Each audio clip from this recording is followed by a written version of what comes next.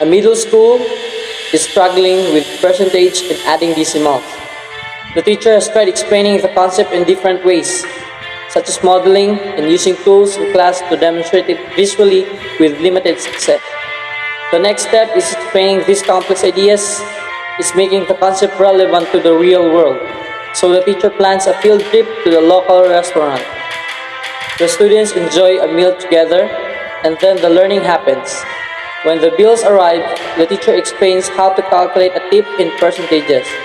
And then the students practice calculating their own tips and adding up their total bills. The ability to make math applicable to students' lives is just one of the qualities of a good math teacher. This is just an example of the things we learned in the subject Mthed 57 Teaching Mathematics. At this moment, may we present all the things we've learned throughout this course subject on teaching mathematics.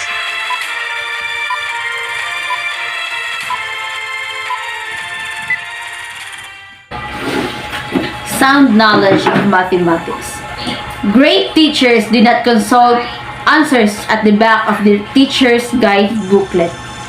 They have all the answers at their fingerprint and can help students to solve problems instantly.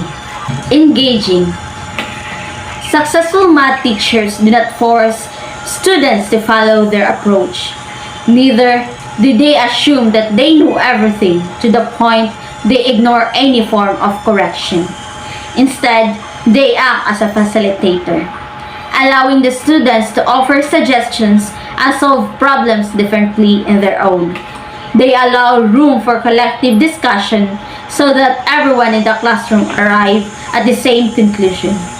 In case students is unable to solve the problem, they do not allow him to quit. They work with such students and give them motivation to identify where they went wrong and keep working on the problem until they get the right answer. They also provide the right guidance and support where necessary. Good motivator. Great math teachers know the students have different interests. They thus come up with flexible programs that identify the students' source of motivation. For instance, they may motivate students who want to become an accountant by giving them a mathematical problem that is related to their ambition. The same applies to those who want to become an engineers, scientists, doctors, and any other relevant profession. They also talk with their students on a regular basis to help them acquire the right problem-solving skills applicable in the professions they want to enter into. By doing this, they prevent students from losing interest and disengaging from studying mathematics. Constantly learning. Great math teachers know that they are not perfect.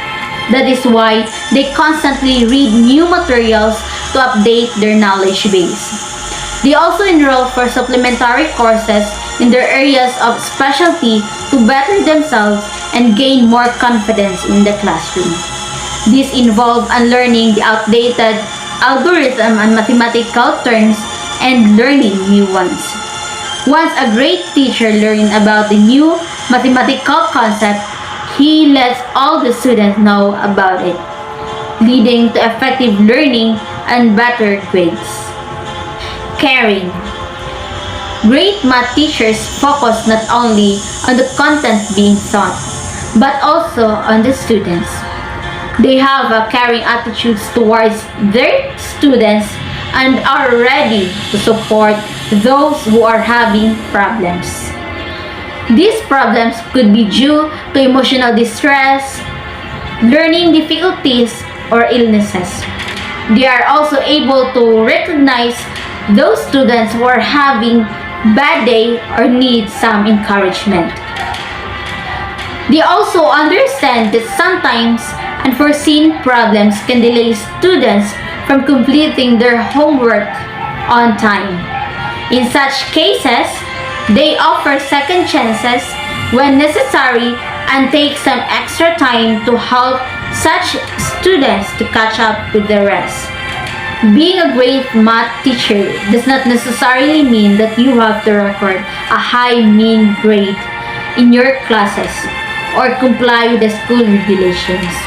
The items mentioned above are the key characteristics of a great math teacher you should have if you want to be succeed in your career. Connection. Great math teacher has the ability to help students form connection with the subject. Teacher must make sure that the students have learned the concept rather than just memorizing the equation. Instead of teaching math in a series of isolated units, instruction is more effective when it's built on the skills previously learned. Real-world impact. Great math teachers shows their students why the material they're learning matters and how it can be useful in the actual situation. Effective math teachers seize opportunities to get the students outside in the classroom to connect their learning to the real world in the real time. Classroom management. Knowing classroom practice means knowing what to be taught and how to plan, conduct, and assess lessons on that mathematical content. It includes a knowledge of learning goals as expressed in that curriculum and the knowledge of the resources at one's disposal for helping students reach these goals. It also includes skills in recognizing one's class to create a community of learners and in managing classroom, discourse, and learning activities so that everyone is engaged in substantive mathematical work. Dedication and flexibility. Great math teachers are invested in their students' success and go the extra mile to ensure each one understands the material. They may adjust their teaching strategies to reflect the learning style of individual student or the class as a whole. Great teacher anticipate problems and plan accordingly. In addition, it is important to know the knowledge of student, which includes both knowledge of the particular students being taught and knowledge of students learning in general. Knowing one's own students includes knowing who they are, what they know, and how they view learning, mathematics, and themselves. The teacher needs to know something of each student's personal and educational background, especially the mathematical skills, abilities, and disposition that the student brings to the lesson. We teacher also needs to be sensitive to the unique ways of learning, thinking about and doing mathematics that the student has developed. Each student can be seen as located on a path through school mathematics, equipped with strengths and weaknesses, having developed his or her own approaches to mathematics tasks, and capable of contributing to and profiting from each lesson in distinctive way.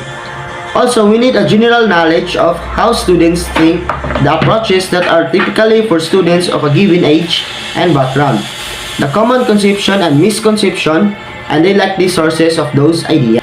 Moreover, the understanding of core knowledge, the kinds of knowledge that make a difference in teaching practice and in students' learning are an elaborated, integrated knowledge of mathematics, a knowledge of how students' mathematical understanding develop, and a repertoire of pedagogical practices that take into account the mathematics being taught and how students learn it. The implication for teachers' preparation and professional development are the teachers need to acquire those form of knowledge in ways that forge connection between them. Now, instructional routines. The second basic component of teaching proficiency is the development of instructional routines.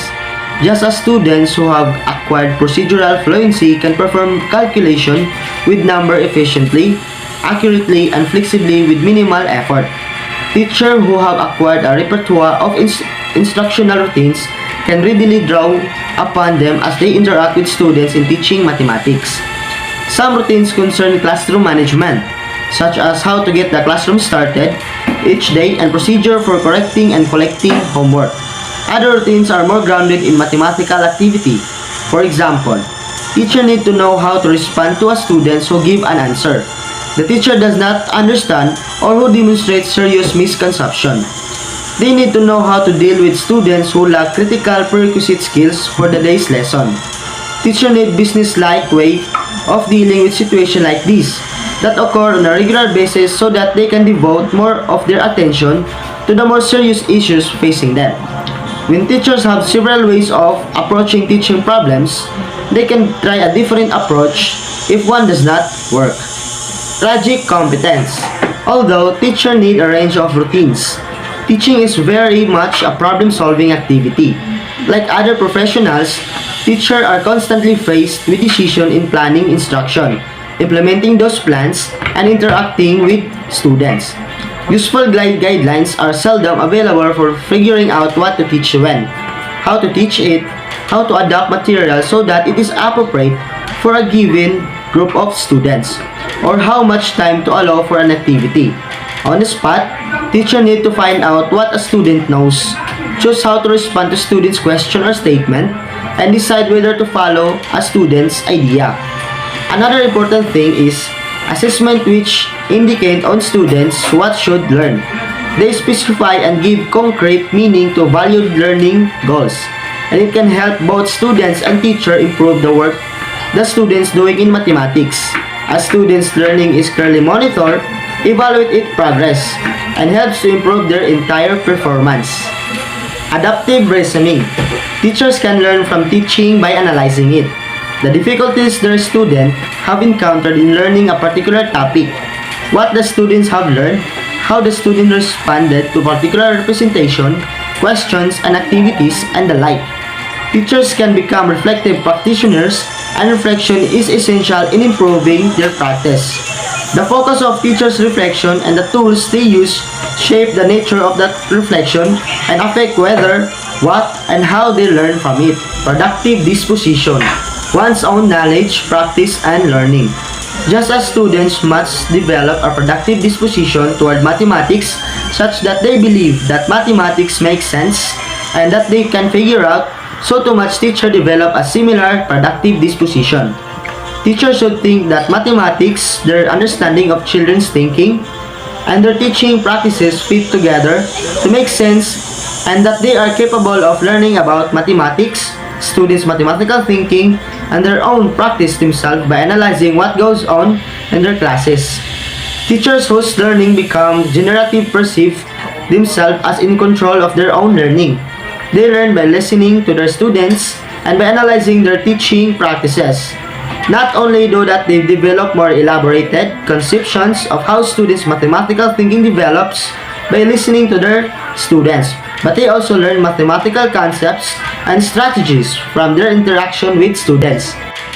We, the teachers, must have a clear vision of the goals of instruction and what proficiency means for the specific mathematical content we are teaching.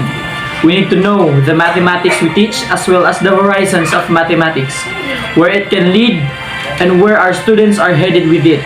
We need to be able to use our knowledge flexibly in practice to appraise and adapt instructional materials to represent the content in the honest and accessible ways, to plan and conduct instruction, and to assess what students are learning. We need to be able to hear and see the expressions of students' mathematical ideas to design appropriate strategic learning approach for their meaningful learning. We will make teaching mathematics as a meaningful career that can make a difference in the students' academic and professional lives.